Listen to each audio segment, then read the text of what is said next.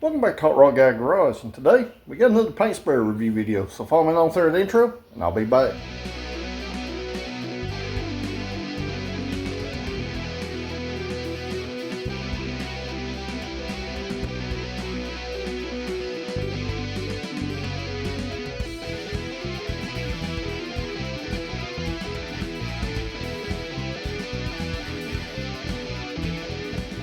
So, we got another electric paint sprayer to review today. So, the Hachika paint sprayer, I give you guys the 100% real world expected results out of that. Mixing the paint exactly how it's supposed to be mixed. Went back in, prepped the hood for you guys, and you guys still weren't happy. Color sand buffed it. Old Junk Hood still wasn't happy. So I had another company reach out to me with their version. This is a little bit smaller than the Hachika. This would probably be good, the cup size, for spraying a hood, a roof, fender, door, something like that. So let me flip it around. We'll go over the gun itself, and then we'll go over a few things that kind of blow some other people's videos reality out of the water. So what we got is the Tizwall Dreamer 400 paint gun, or paint sprayer, so to say. So right here, there will be a link to this paint gun down there in the description. So if you're interested in it, guys, you need to go ahead and purchase one. So I've got this one apart. I wanted to show you guys some things that make these electric paint guns a lot different than your standard paint gun. So the differences between a electric paint sprayer right here and a air paint sprayer, okay? Let's go over these in this video, and I'm going to show you the major differences. This one has a 2.0 and a 1.5 millimeter tip. For an automotive based style paint, you want to use the smaller tip. One thing I want to show you guys, I don't know if you can tell, this hole is not exactly 100% centered. These are molded plastic tips. And by molded means that there is some variance in them.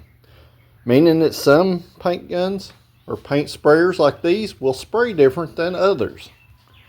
They also have a plastic needle assembly right here, and this is what seals this tip off to stop the paint flow and allows the paint flow to go around it.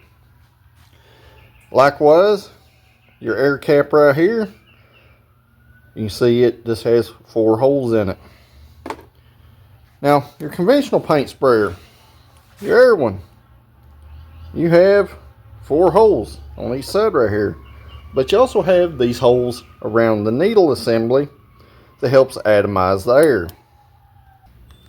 And on your tip, you're also going to have a stainless steel tip, and you can see all these different holes in here. These help the paint atomize out better, along with a stainless needle that is tapered at the center compared to our plastic one right here. You can see it's got some slots and it's got some holes around it. It makes a good attempt of trying to replicate this right here. But the biggest difference is this does not have to have an air hose attached to it. It creates its own air supply with this 500 watt motor back here in the back of it. This one also varies from our Hachika one because we do not have an adjustable fan control as far as the fan pattern.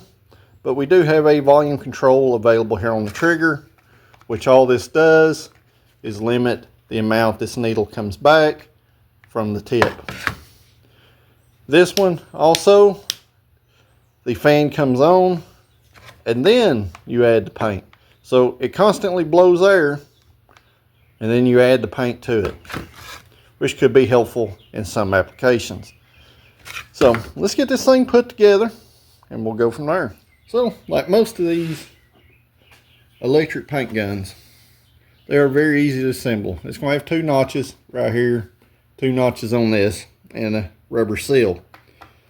It's going to line up like that right there. You're going to put your air cap in its holder up here, and then it's just going to screw on the end. This allows you to adjust the fan pattern right here, either vertical or horizontal. So it's a pretty decent little unit. It's lightweight It's definitely a lot lighter weight than the Hachika one. So it's got a little more ergonomic feel to it. We'll just have to see how it does when we spray some paint. So they're all pretty much the same units, guys. They just got different sizes, different size motors. They all pretty much go together and are made out of the same stuff. They're made out of plastic. So, like I said, you can't expect the world. That's why I've tried to shoot real world results for you guys. But today, I'm going to flip around and I'm going to show you what we're going to spray on the hood today. So, in an effort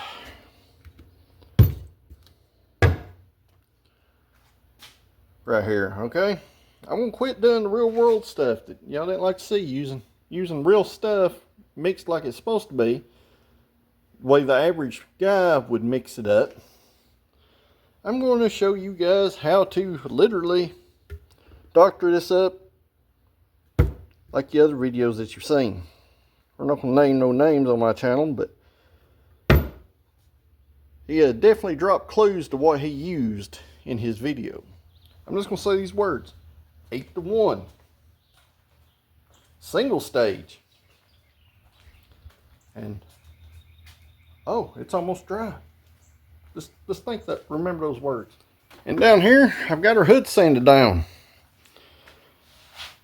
Like I said, this is a junk hood.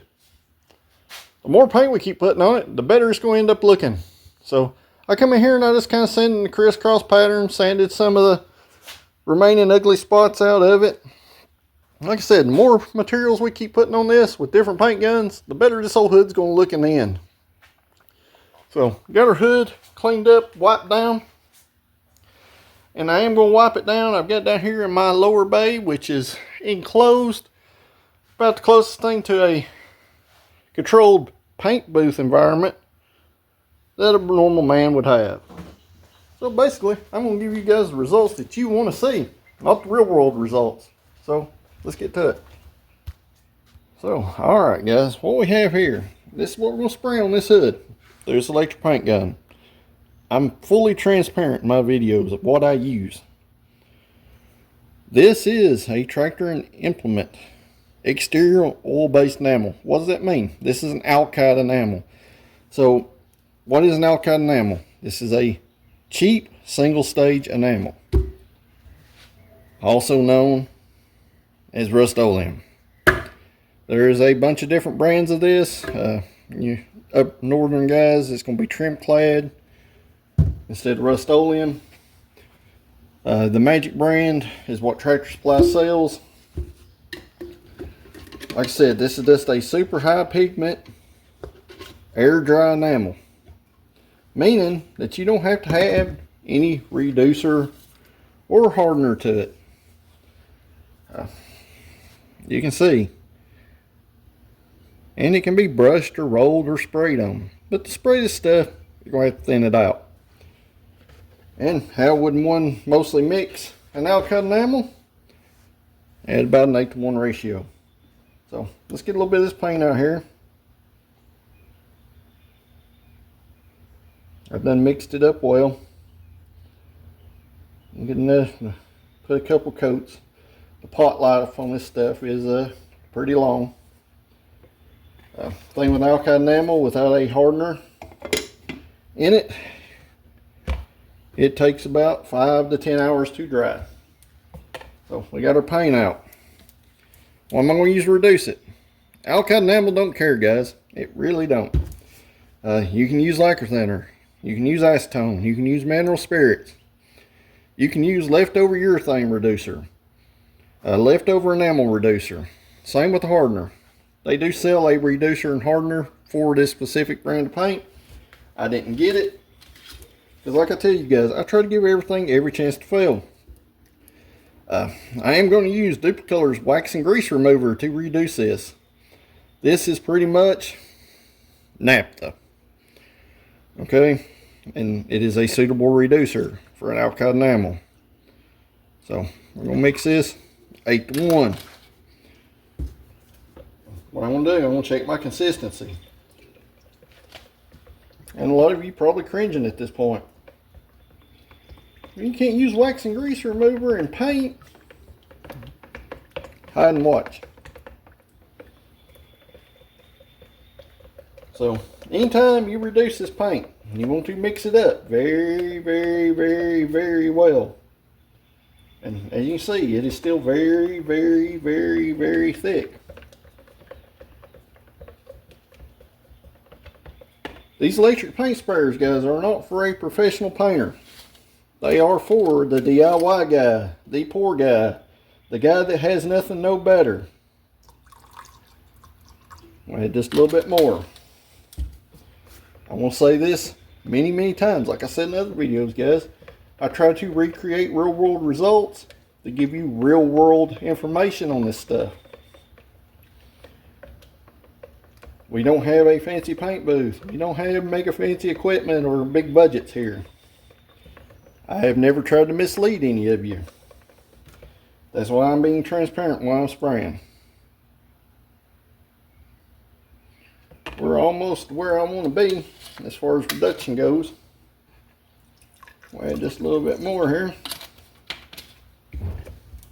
And the more you reduce this, the faster it will dry, because the faster your solvents will evaporate out of it. Likewise, lacquer thinner, acetone, and stuff will decrease the cure time on this. It'll make it cure faster. And if you wanted to cure even faster, you could add some acrylic enamel hardener into it. If you want to be safe with an alkyd enamel, all the acrylic enamel stuff will mix with it, including the hardener. But anytime you add anything to this, guys, you want to make sure that you mix it up super, super, super well. So you just want to get it to a good spray consistency. You don't want it overly thin, because the paint is what's going to work the magic. It's not the paint gun, it's literally the material you spray. If you over reduce your stuff, you will have pigment fall out of separation in it. But most of your cheap line enamels, guys, mix 8:1. It's not a super common reduction ratio in paints. So basically, I just want to get this thin enough to spray where it drips off well off my paint stick. And I want to be able to swirl this and it stick up on the sides. So, like I said, this is still the same paint. Right here. Alright, you just want to keep mixing this stuff. Anytime with an alkyd enamel, you just don't want your pigments to fall out of suspension here. We're going to take our paint. We're going to pour it in our brand new, never used paint gun here. I just took this thing out of the box. We're going to fill our little cup up here.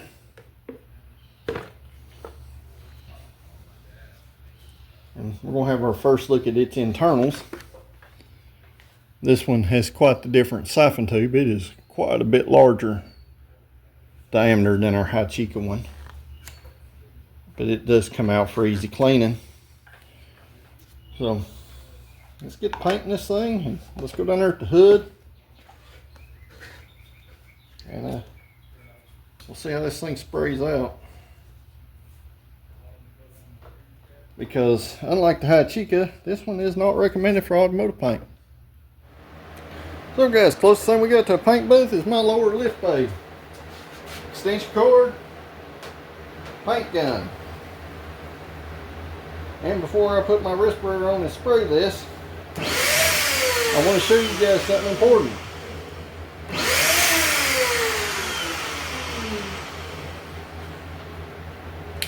Make sure your switch is off.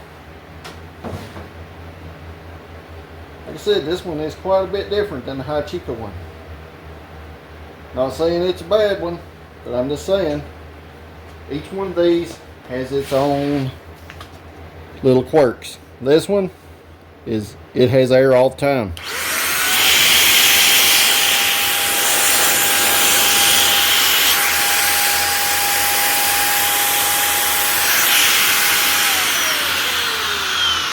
So looks like we got a little consistency there anyway.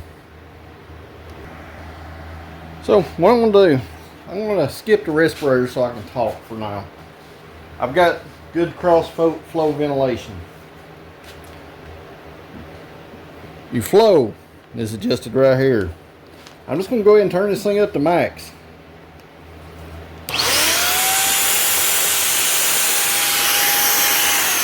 It looks like this puts out a lot finer spray. So let's see if we can't get at least one coat on this hood.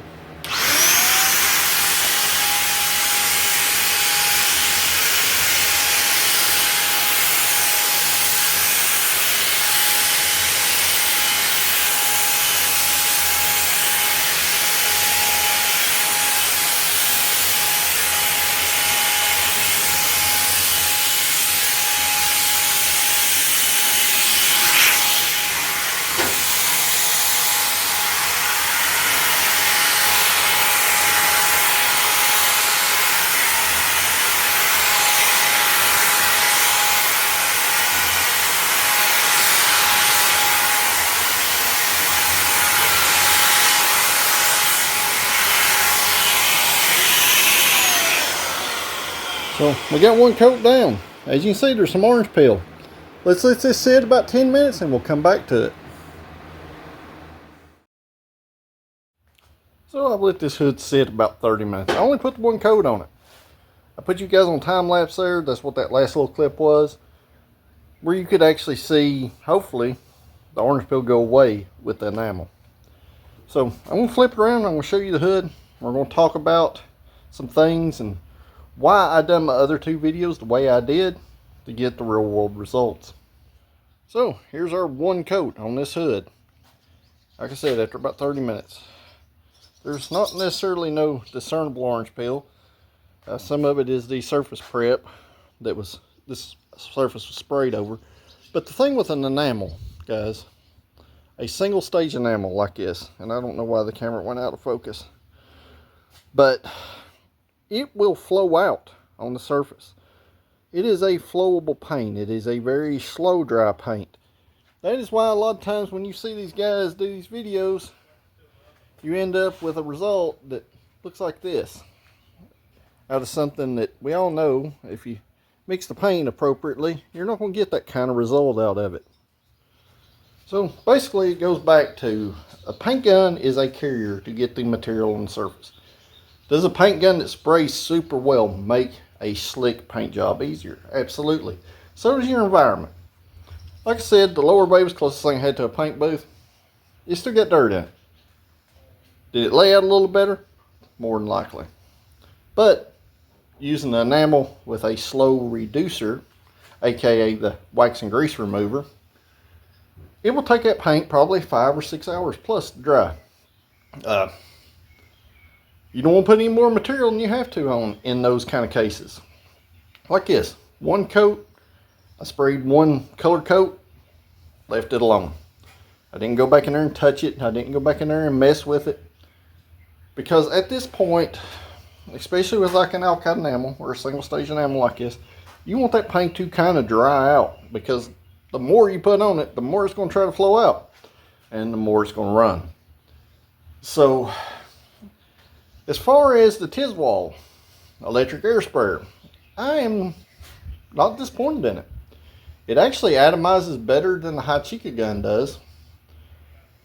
It puts out a lot less material than the Hachika gun, which could be helpful in a lot of situations, or a disadvantage in some situations.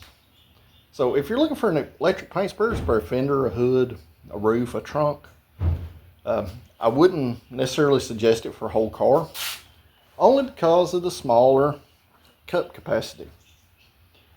You're going to have a lot of material mixed up, and you're going to have to stop and add material back to your cup. But it sprays pretty well. I'm not disappointed. So, cleanup.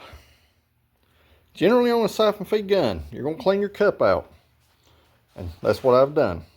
So we got some clean thinner. The cup is slightly stained blue from our blue paint. You're going to clean the cup out. You're going to screw the cup back on there. You're going to plug this thing up and you're going to spray thinner through it. till it comes out clean out of the tip right here.